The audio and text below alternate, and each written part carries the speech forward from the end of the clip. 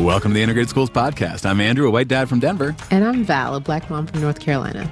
And this is Finding Hope in Solidarity with Heather McGhee. Are you serious? I get to talk to Heather McGhee. I know. We said the last time around when we replayed her episode that you were mad you didn't get to be in conversation with her, and she agreed to come back. And we should probably tell the good people that she agreed to come back twice.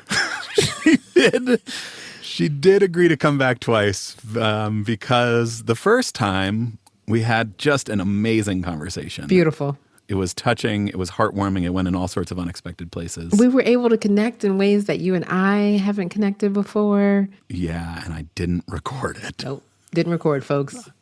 Not any of it. Not any of it at all. So You'll just have to believe us. you got to trust us. It was a good conversation. If you've ever been considering joining that Patreon and throwing us a few bucks each month to help with our production, there you go. You could have heard the first conversation. That's right. That's right. But she agreed to come back, and we had an even more meaningful conversation, I think. Yes, which was very gracious of her in her busy schedule to come back. And Absolutely. she may be the hardest working woman in the business because she promotes her stuff all over the place. And she's out promoting now the podcast version of The Sum of Us, which is a whole new set of stories. She went back and revisited a couple of the old stories, but a whole bunch of new stories, mostly focused on this idea of cross-racial solidarity and the Solidarity Dividends, which was one of the themes of the book, The Sum of Us. You know, this week I was in Chicago doing some facilitation around some cross-racial dialogue. And someone in the audience, a white woman, said, I was just listening to Heather McGhee's podcast. And I didn't want to give it away. I was like, no, don't say anything. I'm so excited. Yep. So people are out there listening and really appreciating the work. Yeah, and we have a great conversation about it and about the power of cross-racial solidarity and what good can come of it, which Val, you and I try to work on every episode here. That's right. Should we take a listen? I think we should.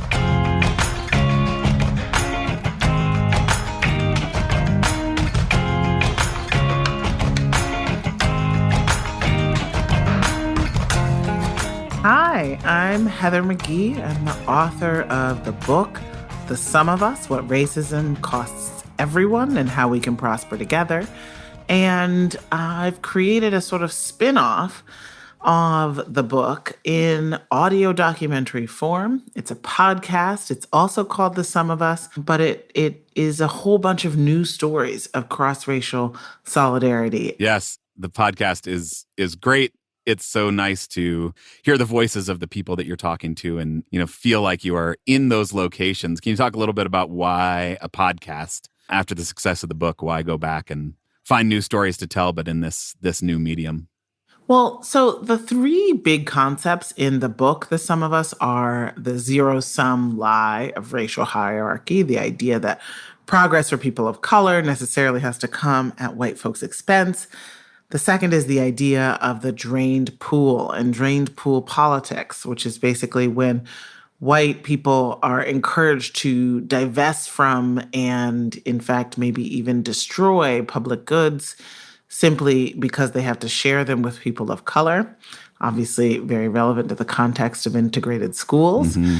But then the third concept is a hopeful one, and it's the idea of the Solidarity Dividend, the idea of gains that we can unlock, but only when we come together across lines of race. And for many readers of the book in 2021 and 2022, the Solidarity Dividend was the idea that they wanted to hear more about. They wanted to know, is it really possible? Where is this happening? What does it take? And I intellectually was very interested in that. I'm a solutions-oriented person, and The Sum of Us is very much a diagnosis of how we got here. And I think many people thought a hopeful way forward, but I wanted sort of a little more rigor and a little more evidence about the hopeful way forward. So that was sort of intellectually why I wanted to go back and why I felt like there would be an audience for the idea of a podcast that was exclusively focused on solidarity dividends. And then just emotionally, I wanted the experience of going back on the road and tapping into that hope that I always feel when I'm talking to everyday Americans about how they're trying to make a better America. I'm curious just about, in your interviews, are you finding that a certain group of people, whether it's the ones that are most impacted by, say, an oppression or a struggle, who are reaching out to create this solidarity, or is it kind of all over the place? Like, what have you noticed? That's a good question. So, I mean, the idea of solidarity first, right, is that you are willing to take on a fight that is not necessarily squarely your own, right? Maybe you're impacted by it. And of course, the sum of us argues that we're all impacted more by systemic racism and unjust systems than we often think at first blush. But, the core idea of solidarity is I'm going to stand with you, even though I am not you, right? Your fight is my fight. No one should fight alone. So in the Some of Us podcast, as I've really explored more examples of cross-racial solidarity, it's been a mix. There have been some really nice times when I've kind of caught on tape people of color, the most impacted, saying, well, we needed a white person in order to build power. Whether that's an indigenous person who's trying to stop an air raid siren that is going off daily and has been going off daily since the days when it was enforcing a sundown law saying Native people had to get off the land or else they'd be arrested or brutalized by sundown. And, that's a guy named Marty who said, we're going to need a white person in this town to speak up, right? Or it's the first episode, which takes place in Memphis, Tennessee, where I actually heard about what was going on in Memphis, this amazing coalition that helped to stop a pipeline that threatened the Black community and threatened the whole city's water, because the young Black leader of the movement talked about Solidarity Dividends in a speech, and he made the connection saying, white Memphis is not the one being targeted, but white Memphis relies on the water that is being threatened by this pipeline, right? That the pipeline itself is coming through the Black neighborhood, but we're all threatened by it. And that is why we've got to come together and have a solidarity dividend to protect clean water for all of us. So, there have definitely been examples of that, and it's been really cool to sort of hear people of color name that and talk about the trade-offs and the reasons why they might hesitate to create a cross-racial coalition, and then also speak very plainly to the power that comes with having white people in coalition. But I would say that what's been really interesting is hearing about the reasons why either a white person or a person from another community that's not the directly targeted community decides to make it their fight. Right? So in the Nevada example I gave about the sundown siren, there was a white guy named Matt who was imagine a sort of typical outdoorsman. He climbs mountains, he mountain bikes, he surfs, and he's from Santa Cruz, California, and he goes to Nevada for recreation. And he hears about the sundown siren after Ahmaud Arbery's been killed. And when Ahmaud Arbery was killed, he, as someone who spends all his life, running and exercising and all that, put himself right in his shoes. I just got goosebumps from that. Yeah. It's a goosebumpy podcast for sure, right? So, a lot of people who run saw Ahmaud's, stalking and killing as so close to home, as something they could deeply empathize with, right? That was his moment, and he reflects on it, and he, his voice breaks and he says, he was just running, And there's sort of a before Ahmaud and an after Ahmaud in Matt's life, And it was just interesting to hear how, even though he had never met a Washoe Native person, right, the tribe that's, most impacted by this history and this sundown siren, he was like, this is unjust. I can't believe that this town won't just shut this siren off. And I'm just going to do something about it. And it gave him a sense of purpose, right? His life is more meaningful than it was before, for sure, right? Everybody wants to be a part of something meaningful. But he also, had some awkward missteps and had to learn how to deal with all of his rapidly expanding consciousness without taking up the whole room, when he was in that cross-racial space. And so it's all explored in the Some of Us, the podcast, for sure. Yeah. That's awesome. Thank you. If you can sort of take the next step there, as he became a better ally in that fight, what was it that helped him through the awkward missteps, the early phases of I love that idea of kind of like, this like newfound consciousness that then I think as white people, we have a tendency to then want to share with the whole world all the time. In a way, like we are the first people to have thought of these things. What the Christopher Columbus scenario? Yeah, right. What was helpful in that? Well, I think it was his relationship with Marty, the Washoe native person who was a lifelong California public schools educator. Nice. Right. So, had always been in mixed spaces, was himself, had an orientation of educating. Right. So I think it took a lot of grace and compassion from Marty and a lot of patience. And I think that their authentic relationship is really what was sort of the secret sauce of the coalition. And across the episodes, that authentic cross-racial relationship that's marked by self-awareness, usually on the part of white people, and grace and kind of empathy or position taking on the part of people of color is really something that, became very obvious to me over the journey. And many of the podcast episodes really focus on a friendship. And in the finale, I reflect on, what I learned from the journey. And that's definitely one of them.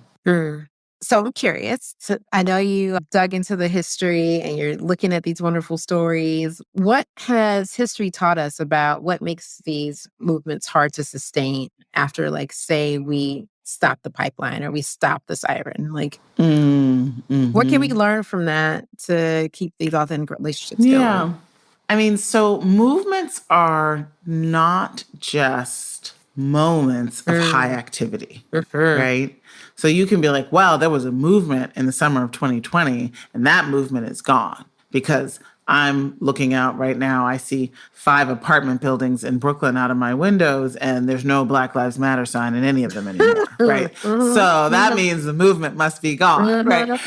But that's not true, right? The summer of 2020 was a series of high visibility, unbelievable saturation demonstrations, right? Yeah. That word means something. It is a demonstration of a sentiment. That doesn't mean that that sentiment is not still there. And what I really discovered on the journey for the podcast was that sentiment has really settled into people's hearts and souls and consciousness. And so, like with Matt, the mountain biker, it was a before Ahmaud and after Ahmaud, right? Like, I mean, I think there's a reason why the right wing is attacking books, ideas, thoughts, things that raise consciousness, right? Education, because the right wing has co-opted the term woke from Black people. But, there's something there's when you're sleeping and then when you wake up. Absolutely. Right? And once someone's eyes have been opened, it's hard for them to be closed again. They can't unlearn what they learned about redlining and about school funding and about Jim Crow. That's with you forever, and it changes the way you see the world. So I think it's really important to define movements broadly in terms of time and recognize that demonstration moments are not the beginning, middle, and end of movements. And also to say that what in community is important to sustain these movements is relationships and infrastructure. That's great. I'm thinking about what feels like this moment right now around public education, that there is a need for multiracial organizing and movement building to protect public education. And I'm wondering, is there a time now to think about that in a different way than we have in the past?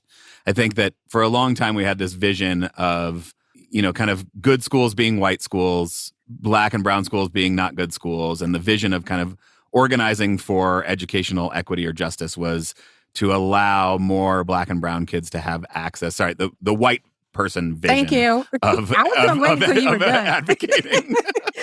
I saw it on your eyes. Like, who is we? The white vision of, we want racial equity is like, let's give more Black and brown kids access to quote unquote good schools, which happen to be white schools. And we're in this moment where the, anti-CRT movement, this, sort of fear, as you were talking about, of teaching kids actual history of opening people's eyes. That what we need right now is really this like multiracial coalition for good, honest education. We had James Haslam from Heal Together on, talking about some of the work that they're doing. Val put together this CARE principles, this framework for anti-racist education. There's this like need right now for really actually good education that educates everyone well. Mm-hmm. And I'm wondering what it looks like to kind of create space for everyone to, be themselves fully in schools. What does it look like to organize on behalf of that in a multiracial coalition?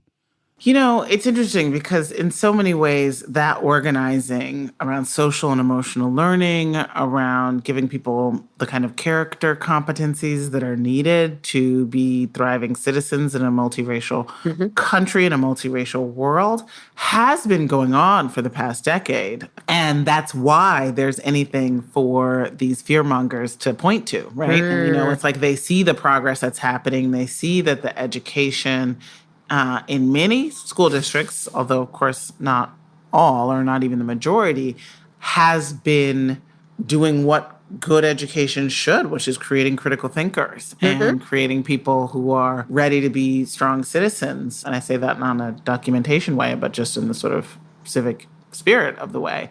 So I think it has been happening, and I think that right now is the time to really defend it. And I think that this community, the Integrated Schools podcast community, should be at the front lines of fighting against book bans, defending social and emotional learning, defending teachers of color, defending the very idea of public schools.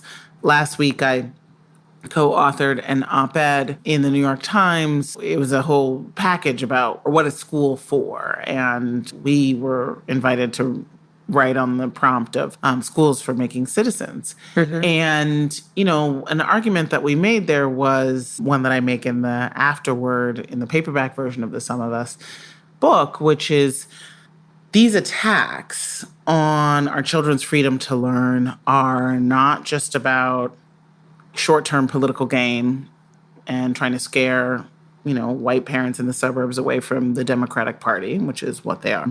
But it's not just about that. It's also about rendering and keeping ignorant, mostly white students who are going to be going through the world not understanding why there are these obvious racial inequalities in their communities and in their country. And then they're more ripe for the picking for stereotypes and the zero-sum racial story. And if you don't think that structural racism is why something is going on, if you don't know our history, then it's very easy to blame the victims and to feel like you're so different from people who are struggling. But then the longer-term goal of the right wing in this very well-funded, bankrolled effort is a real drain the pool strategy, right? Where they're trying to basically put public schools, which are already on the ropes because of the pandemic, because of the crisis of low teacher pay. Remember when people were wearing red shirts in red states, right? Striking across the country for decent pay to educate the next generation.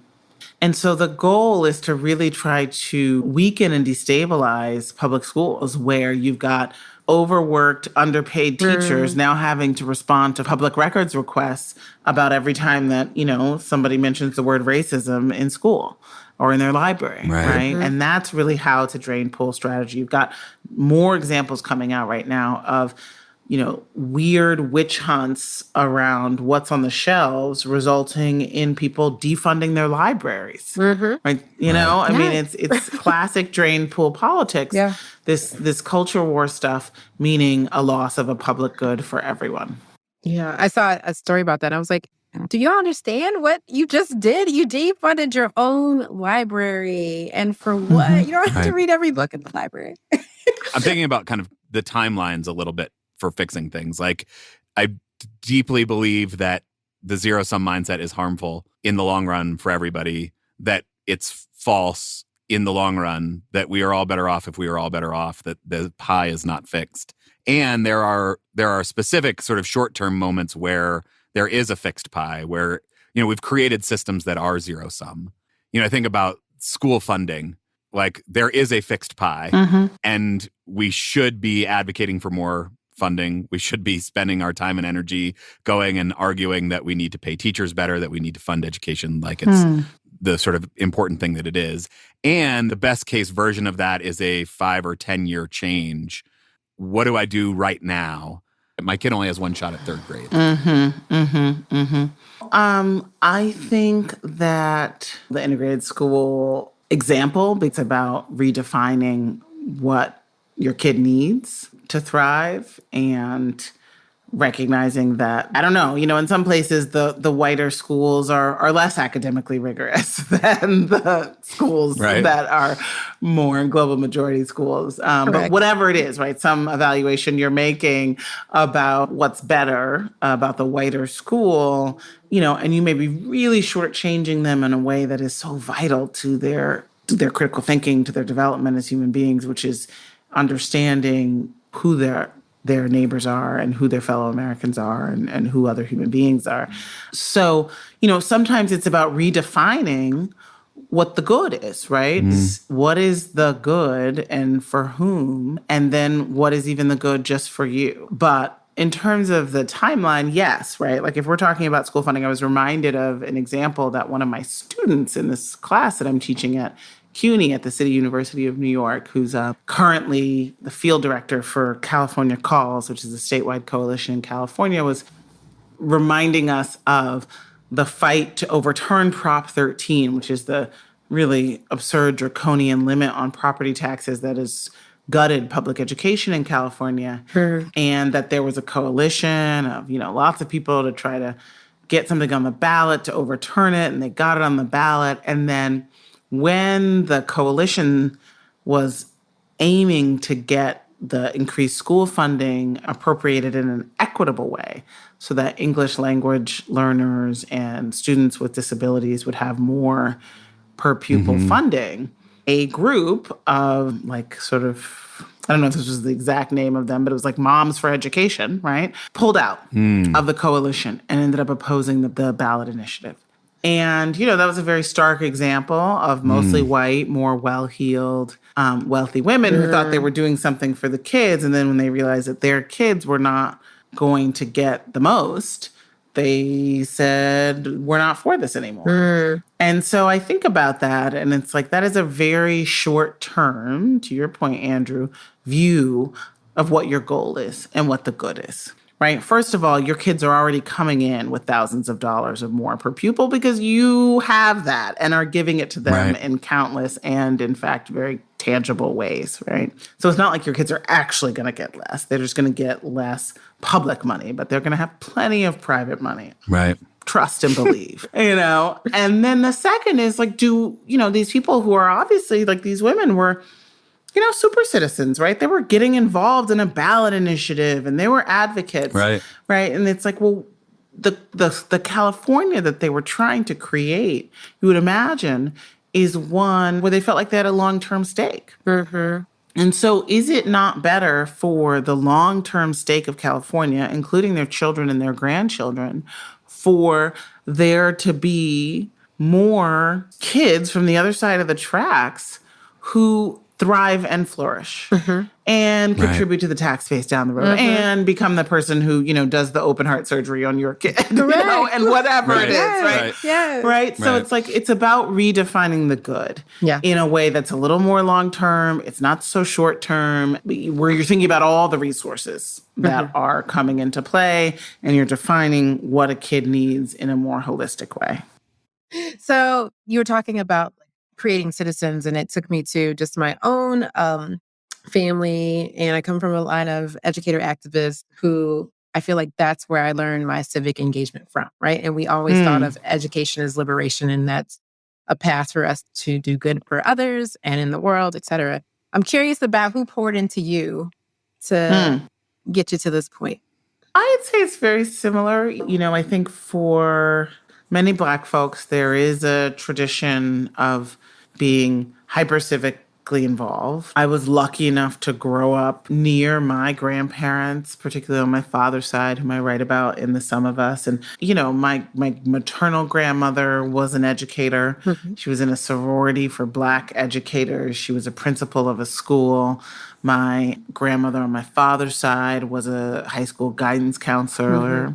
My grandfather on my father's side was a police officer who was in internal affairs and investigations in the Chicago Police Department in the 1960s. He was a bad mamma jamma. Okay.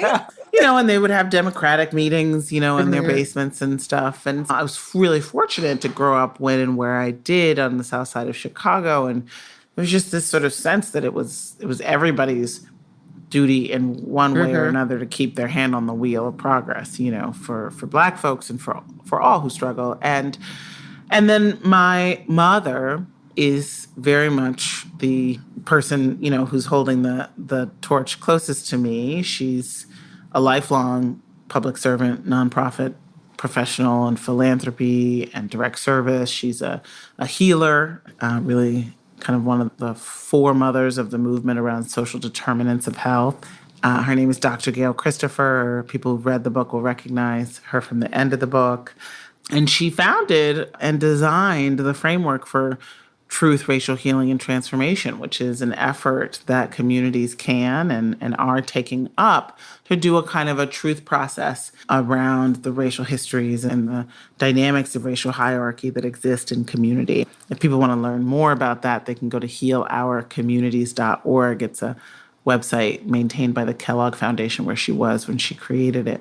And then I would say, just to keep it cross-racial for a moment, I think that in my professional life, there have been white people who are as dedicated as I am to fighting inequality and who taught me about economic policy and taught me about how to make change and how to be an advocate and who mentored me. People like Miles Rappaport, who's the president of my organization, Demos, when I was hired and who predated me as president. And then my colleague, Tammy Drought, who's a child of a steel worker, very working class Midwesterner, who was my intellectual thought partner throughout that work. And I do think that shaped me and has been an important part of why I think it's possible to build power across lines of race. I agree. I've been lucky in that way. Thank you for being my friend, Andrew, because gotta try and working with me toward this. Gotta try. All of these stories, it feels like, comes back to the power and the hope that you draw, and that certainly I draw from listening to the podcast, from cross-racial friendships that then kind of blossom into activism. Maybe activism that blossoms into friendship. I don't know, do you have any thought on kind of like the directionality of that? Is it we became friends and then we worked together, or in deciding that we had some sort of shared cause and shared purpose brought us closer together? That's a good question. I'm trying to quickly tick through the stories in the podcast. For most of them, it was work, a shared value that brought people together, and then a real authentic relationship flowed out of it, right? I'm thinking of, for example, in the second episode, which takes place in Florida, where Desmond Meade, who's this extraordinary civil rights leader now and was, homeless and addicted and court-martialed out of the military when he was young and served time, and is now the leader of the movement to restore the voting rights for people with felony convictions. And then there's a white guy who was a Republican who caught a felony because he was part of the Jack Abramoff lobbying scandal. Right. Right, named Neil.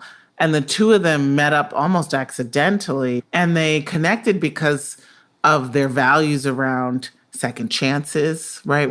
And they couldn't have been more different. But then the friendship and the authentic relationship came in because they were able to connect on something that really mattered to them both.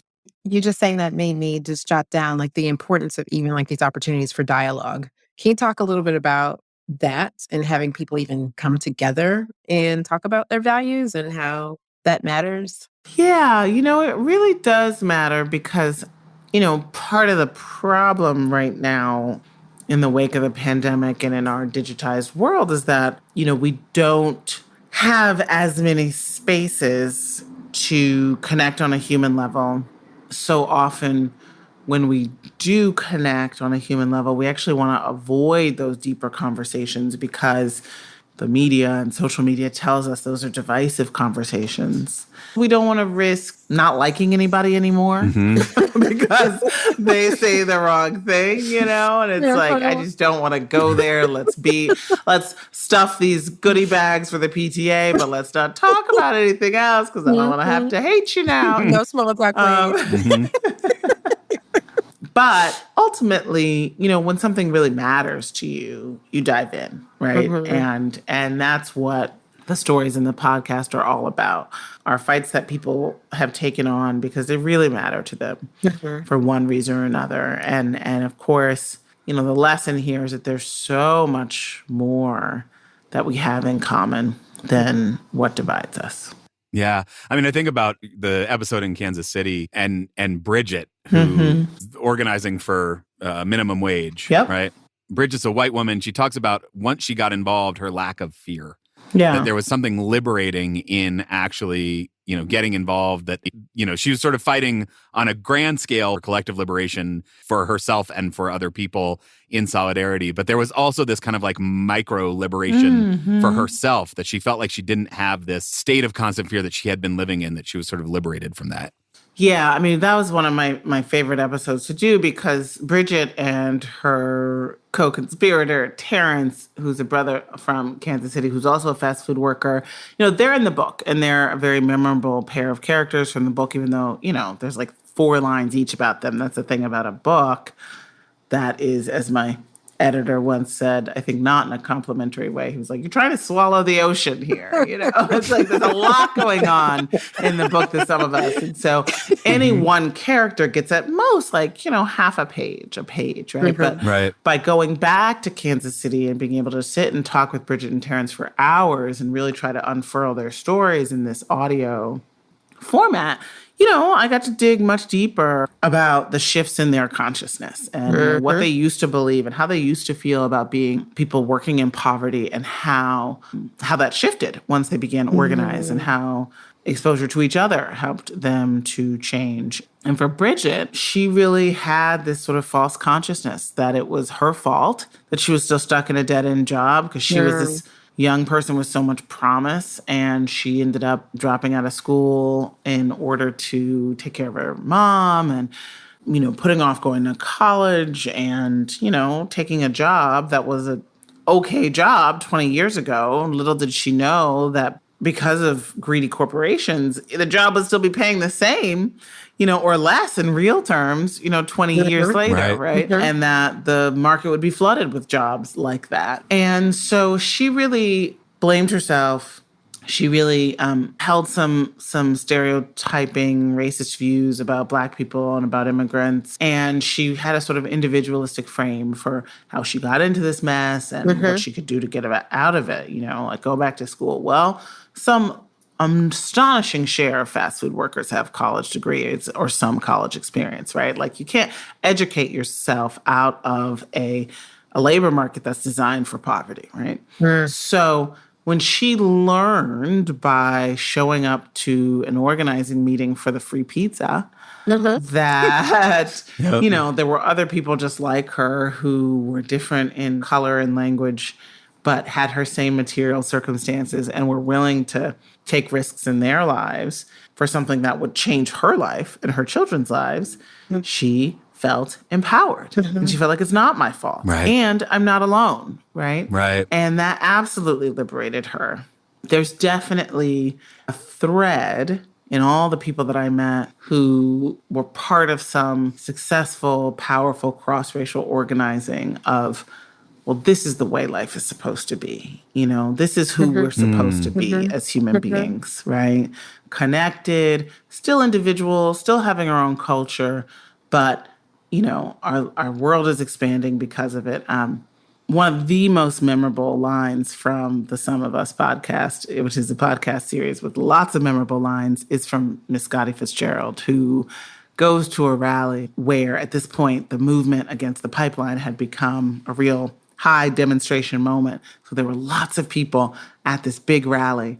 And it was a pipeline that threatened her her Black neighborhood, her family, her land. They were trying to take it by eminent domain to build the pipeline. And here's what she says. It was such a mixed crowd. It was so many colors and people there that was pushing and that was for us. Have you ever seen that before in your life, all those white people? I cried because I wouldn't have thought that anybody would care.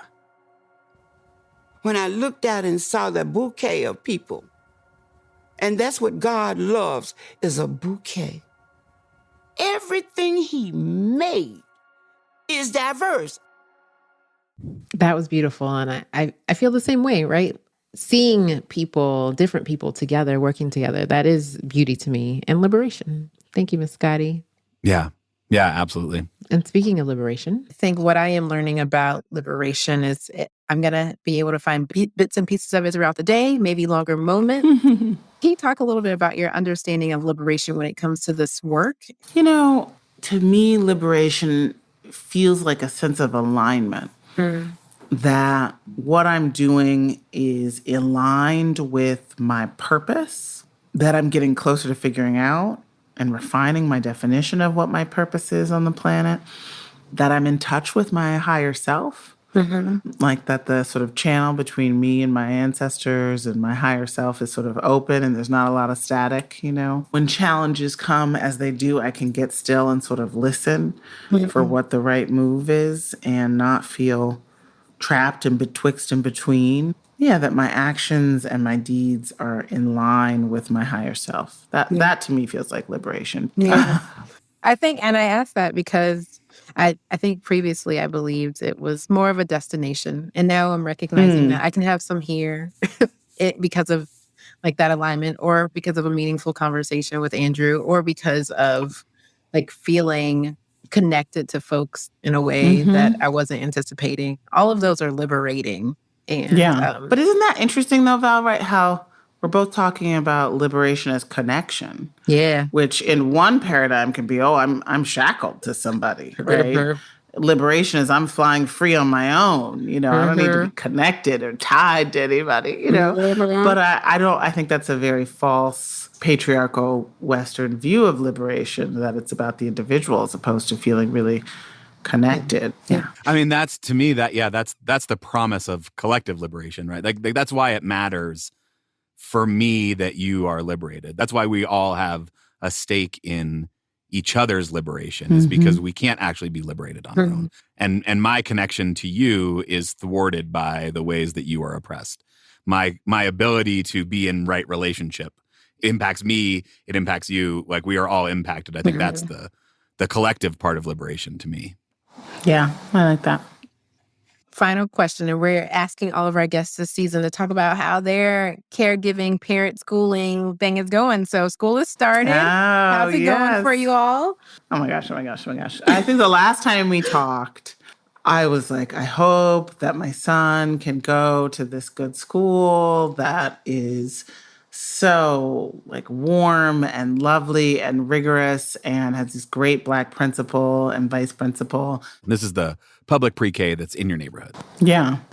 He's now on day 3 at that school. Very good, yeah. And we're very excited about that. And, you know, I mean, his classroom is so diverse in a really beautiful way. We had the parent orientation and I had this like totally juvenile feeling. It was like literally you're walking into the lunchroom. Yeah. And the kids had been put in the gym to play and the parents were the ones, you know, being talked to. And I was like, ooh, there's so many cool parents in here that I want to be friends with. Oh, yay. And I was like, this is so great. So hopefully here, New York City, universal pre-K, funded by tax dollars, available to every parent at 4 years old, will be his first experience of school that really challenges him. But I am profoundly grateful for universal pre-K in New York. Yeah. It's a great equalizer. It's really great. Awesome. Thank you for sharing. It's beautiful. You have said many times everything we believe comes from the stories we are told. And I feel like your podcast is just such a great example of stories that need telling, examples of cross-racial solidarity and the good that can come from them. It's what we try to do here every episode with Val and I leaning into it. And so just, really grateful for all the work that you do, and particularly for the podcast and for coming on and sharing about it. Thank you. Thank you both so much. Thank you.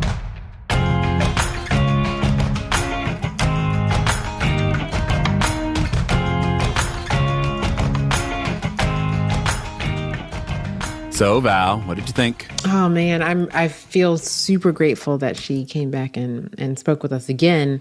And I felt like I learned even more this next go round. And I think I want to dig into our own story and related to the question about the oppressor versus the oppressed, kind of like being the first to seek solidarity. And I'm wondering if we can kind of share with listeners how we got here. Yeah, I was thinking about that too. Ties into sort of later on in the conversation we talked about. Do you join in a project together and then find the friendship, or do you find a friendship and then that leads you to joining in the work together? And I think certainly in our case, it was the work. Right. We sort of started on this project of doing this podcast together that then led to a friendship. Yeah, which I think is, just in my experience, these personal relationships are what we can count on most in any of the solidarity efforts that we undertake. And I say that because, we could build something really awesome together, and for some reason outside of our control, it could end. But right. What we would have is the relationship that you and I have built, right? And so then having the energy to build something together or something new. And I think that's a really important takeaway, because if we get caught up on the thing that we create together and not the relationship that we have with one another, if something happens to, like, say, the product, then we can lose hope, where I think the hope is always with the people. Yeah, that's beautiful. Yeah, I love that idea, because had Heather McGhee been like, you didn't record my thing, that's it. I'm blasting you on Twitter and you guys are canceled. Right. We would still have our friendship to kind of pick up the pieces from afterwards. Yeah, I think about that on the front end, the kind of ease with which relationships can be formed through a project, through working together. Maybe that is tied to values. You joined the Integrated Schools podcast. We had some sense of shared value before we started on this, but it doesn't necessarily need to start through those values, but it is in that kind of working together that you build those relationships, that you find the kind of shared humanity that you realize, because I think there's so many messages counter to this. But I think when you actually get in a room with somebody, or even just over Zoom with somebody, that we want to find relationship. We want to be in community. We want to find ways in which we are similar and find ways to connect with people. I think that's like in our nature. And we spend so much time thinking about these kind of big, broad ways in which we are divided and which we are not the same. But I think there's something really powerful in being together in space, ideally a physical space, but even just virtual space, together and engaging in conversation, that I think we are inclined to reach for connection in those spaces. I have a question. Do you think like the type of project could be something as simple as a PTA, a parent-teacher organization thing? Or does it have to be something that is explicitly tied to a value, right? I don't think it does. I mean, I think it can be as simple as cleaning up the trash at school. I think it can be as simple as... I think that is tied to a value, though. That probably is tied to a value. You're right. And I think I asked that question because I was, wondering, like, for the audience members who may not have the ability to engage in conversation with someone like I do with you normally, what would be the entry point? Is it enough for me to show up to the PTA meeting and say, hey, I want to be a part of this, for that conversation, that type of relationship, and that project to start?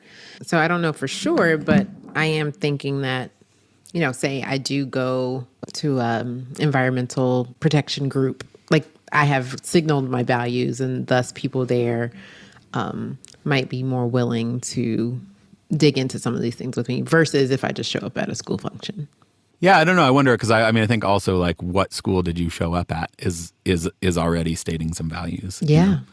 And so I think I want to encourage folks who are curious about how to do that, to take advantage of any opportunities that Integrated Schools has to bring people together.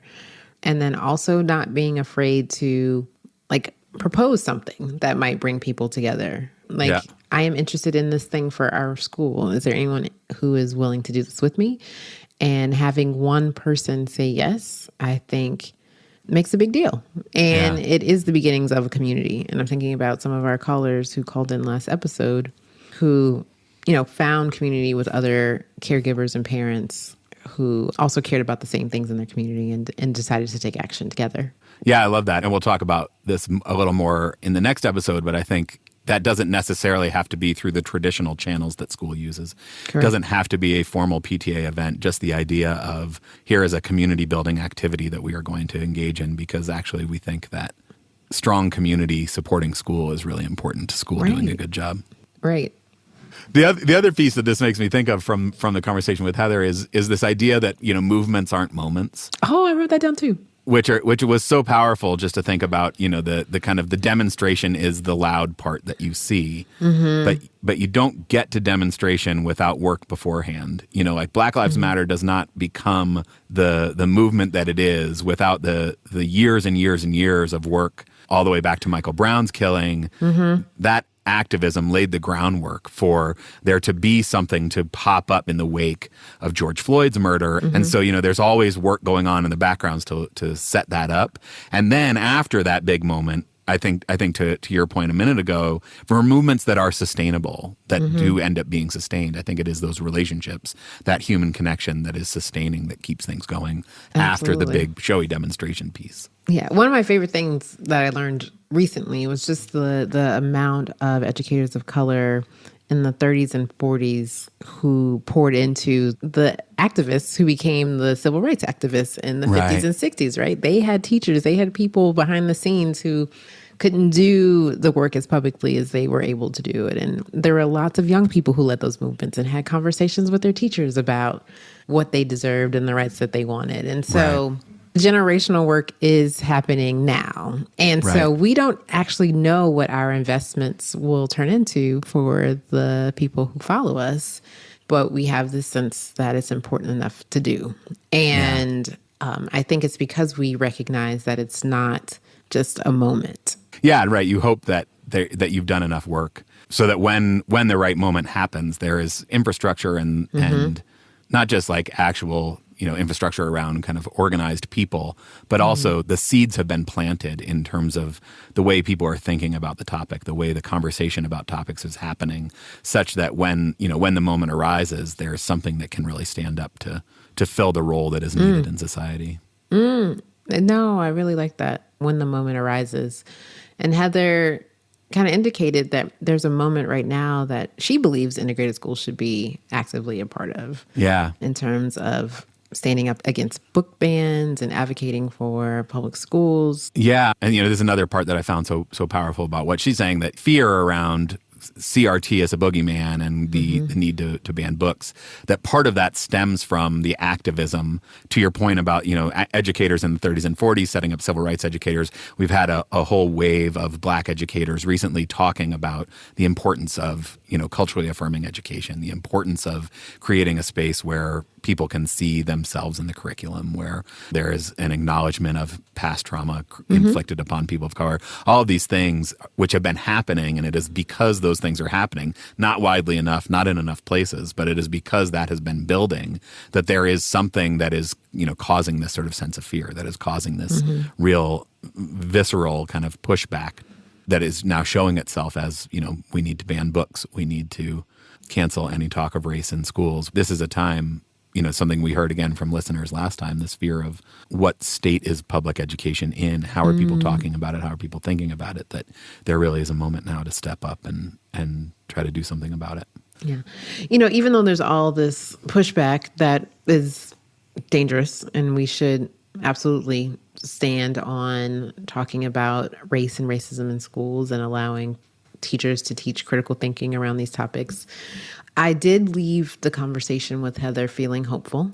Yeah. And I felt hopeful in a couple of different ways. I think it's easy to experience the pushback and feel like, okay, we're not making any headway at all. But what she reminded us in that conversation is that each one of these examples, including the ones on her podcast and our example here, are really important to elevate and share with the world about how this work can look without a big moment, right? How it looks in the daily push to create a better world. And, I'm thinking about all of the work that each of the people that she highlighted in her podcast had to do that eventually led to them feeling some sense of success. But a lot of it was like ugly and silent or messy, right? And it was just work. But all of it was necessary to get to a point where they experienced some success together. And so I think these conversations do give me hope, because there is a not too far history where this would have been impossible. Yeah, absolutely. And I mean, I love that she kind of highlights the components that have made that up, at least in the examples in the podcast, which is, a sense of self-awareness among white people and a sense of, I think she, talked about like empathy and position taking from people of color, that there's kind of like everybody needs to come to the table, that we white folk have to bring some humility and some self-awareness and resist the idea that once our racial consciousness has expanded a little bit, that we need to now fill up the room with it. Which is such like a tempting place to go. But, that there's kind of work for everyone to do in trying to create these spaces where we can have these meaningful connections. Yeah, for sure. One thing she said that is like unequivocally true and also sort of stuck out to me a little bit was, you asked her like sort of who poured into her. She talked about the rich history of Black folks being kind of hyper civically involved. And that is unquestionably true, and it is not the general story that we tell.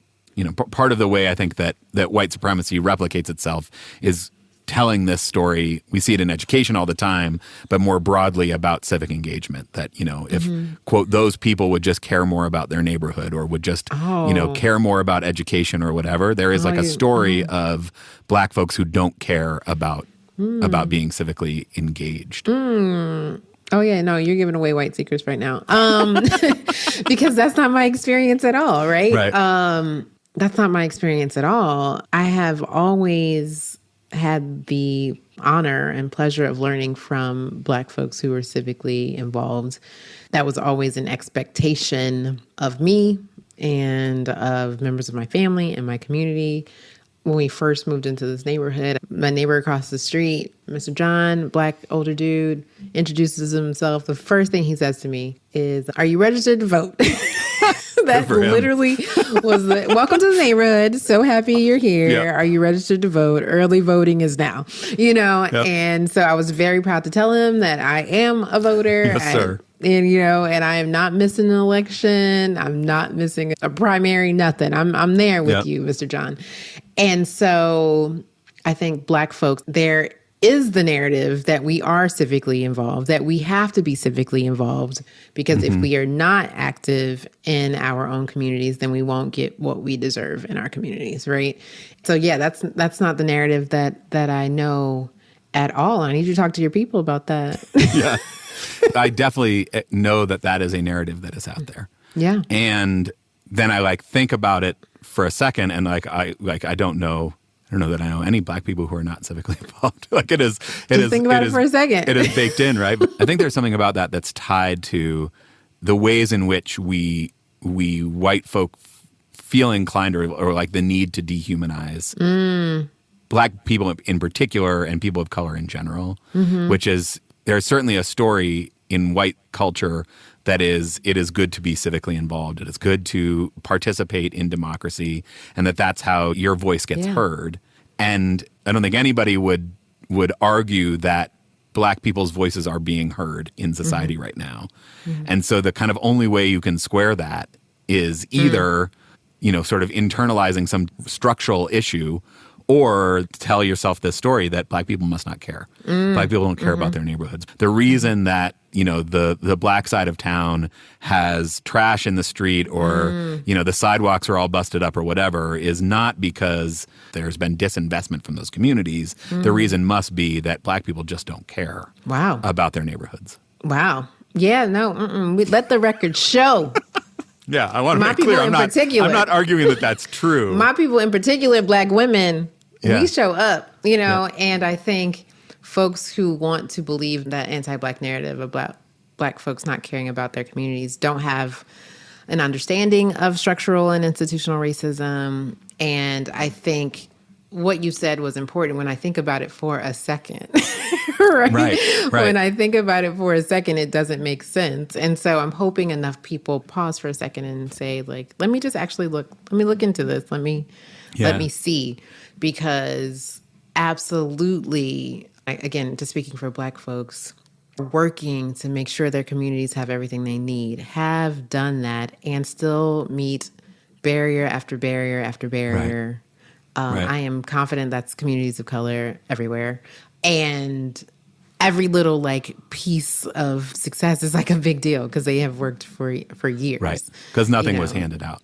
Right. I mean, which is actually probably how you can end up with a narrative that says that white people care more than Black people. Because if you look around, if you believe in meritocracy, if you believe that like advocating for things is how you get things, and you look at who has the most things, like obviously white people must care more, must advocate more, when really actually so much of that is kind of handed out to white folks with very little energy or action on Why on are you our bringing behalf. so much heat on episode 2?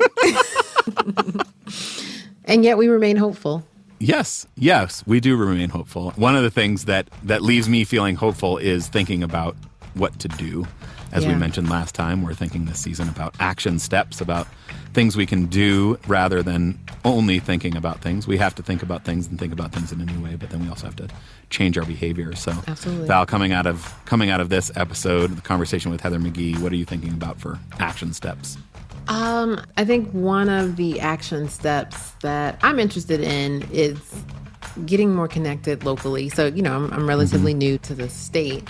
Getting connected locally with organizations that align with my values so that I can continue to build these relationships and I can continue to find opportunities to change the world with other people who are committed to that. Yeah. And I imagine that like if it starts with something that I'm passionate about, say it's like my kids' school, and I am getting to know someone and they're passionate about the environment and climate change and how we can do that. Like, I am so excited about now doing that work with you too, right? That's the action that I want to take. I'm ready to dig in. I'm settled. I'm ready to dig in and get connected to the community locally. Yeah, I love that. The idea of finding opportunities. I think particularly I've been feeling lately to actually be in person together with people, to share space. In the event you can share a meal, it's so powerful. Yeah, finding just small ways to be in physical space, whether even that's just something I think about most days now is getting out of my car when I take my youngest to elementary school. Or when I go to pick up my oldest at middle school, getting out of the car and just, standing outside with the opportunity to talk to, maybe it's just one person, maybe it's two people, to kind of, nurture those little relationships, because you never know which of them are going to blossom into something. And there's so much that happens that can be beautiful on a school campus and in the halls. And there are opportunities right in your kids' classes to start having these meaningful conversations and relationships. And so if we can model that for them, what a wonderful world. I'm feeling it. I'm feeling it. So are we ever going to break bread? I mean, outside of me eating on the podcast and being muted? Yes. We have to find it. We have to find a time. We will find a time. Yeah. The other thing I'm thinking about is just the power of stories. I think one of the things that the Some of Us book was so amazing because it kind of, highlighted these little individual snippets of people's lives and their stories. And then the podcast is also really powerful because the medium of a podcast is really great for bringing people inside of relationships, and this idea that the things we believe are because of the stories we've been told. So one action step I definitely want to encourage listeners to do is go listen to the Some of Us podcast. And if you haven't read the book, read the book. And then think about sharing those stories, because these stories of cross-racial solidarity are ways to give people hope, are ways to kind of push back on the constant stream of news we hear about dysfunction, about separation. And like Heather said, going out around the world and talking to people who are trying to make the country a better place is hopeful, because there is lots of that happening. Yeah. Remain curious, good people. Beautiful. Well, listeners, we want to hear from you. Let us know what you're thinking, how you're feeling, what action steps you're taking as you're listening to the podcast. Shoot us a voice memo. That would be awesome. We'll play your actions that you're taking. We love hearing from you. Yeah, that'd be great. Find the Voice Memos app, record something, and email it off to podcast@integratedschools.org. You can also help us keep the podcast going help avoid potential future issues around recording or not. Please. By joining our Patreon, patreon.com/integrated schools. We'd be incredibly grateful for your support. Awesome. Thank you so much. Share this podcast and all the others and the resources associated with them. We want to continue to build this community, and we need your help. Yes. Well, Val, it is an honor, as always, to be in this with you as I try to know better and do better. Until next time.